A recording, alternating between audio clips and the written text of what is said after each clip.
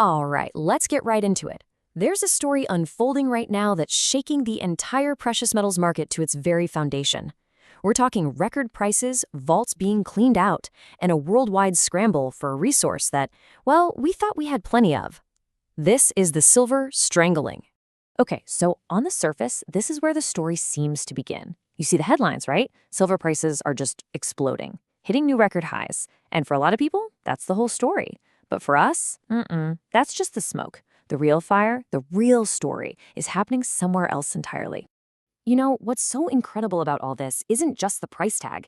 It's the fact that the actual physical metal, it's just disappearing from the system. The vaults, the ones that are supposed to back this entire global market, they're being drained, which leads to the one question that really matters right now. Where in the world is all the silver going? So to find the answer, we've got to go right to the heart of it all.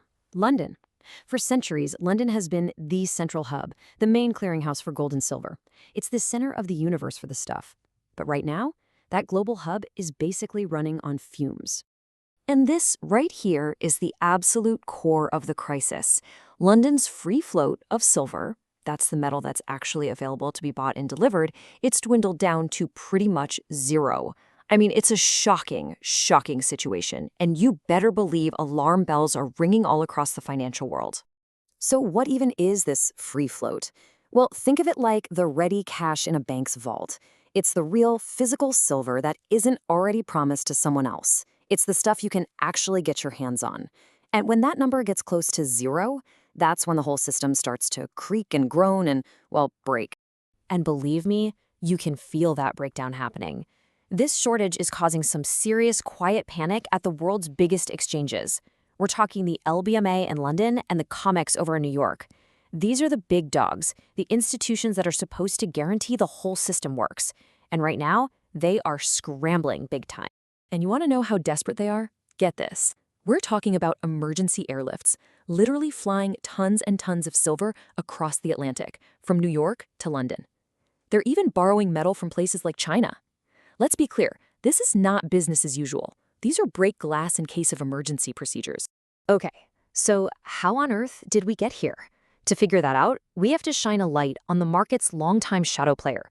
You might call it the usual suspect in any silver mystery, paper silver. Look, to really wrap your head around this crisis, you absolutely have to understand this one concept. For decades, the silver market hasn't really been about physical metal. Nope. It's been dominated by something else entirely. So that begs the question, right? What exactly is paper silver? It's actually a pretty simple idea when you break it down. On one hand, you've got physical silver. You know, real, heavy, tangible bars sitting in a vault. There's only so much of it. But then you have paper silver, and that's not metal at all. It's just a promise, a financial contract, a digital claim that says this represents silver. And the wild part? Its supply can be created with a few keystrokes. And here's the thing. For years, the story goes that these paper contracts, and by the way, they can outnumber the actual physical silver by an insane amount, have been used to manipulate or, let's say, influence the price of the real stuff. But now, something is different. Something has changed the game. That old game, you know, paper versus metal, it's being completely flipped on its head by this powerful new force. A brand new kind of industrial hunger that's become this unexpected accomplice in draining all the physical metal. And I mean it, this time really is different.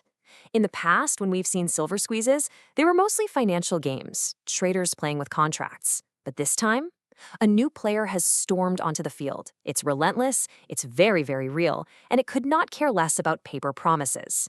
So who is this new player? Well, it's the very backbone of our modern world. Think about it. The massive data centers that power AI, the guts of every single electric vehicle on the road, the circuits in all our next-gen electronics. All of them absolutely need massive amounts of physical silver to exist. And that brings us to a really powerful realization. This isn't just a bunch of Wall Street traders trying to corner a market for profit. No way. This is industry, the real economy, demanding a physical part that it literally cannot function without. It's not a financial squeeze, it's an industrial strangling of the supply. So, here we are, the moment of reckoning. This is where the fantasy world of paper promises slams head-on into the brick wall of physical reality.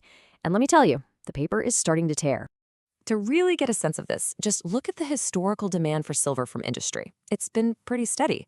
Now, look at the new demand being piled on top by just AI and electric vehicles. It's not just a little bump, it's a paradigm shift. This isn't an uptick, it's a full-blown tidal wave crashing into a market that was frankly already kind of fragile.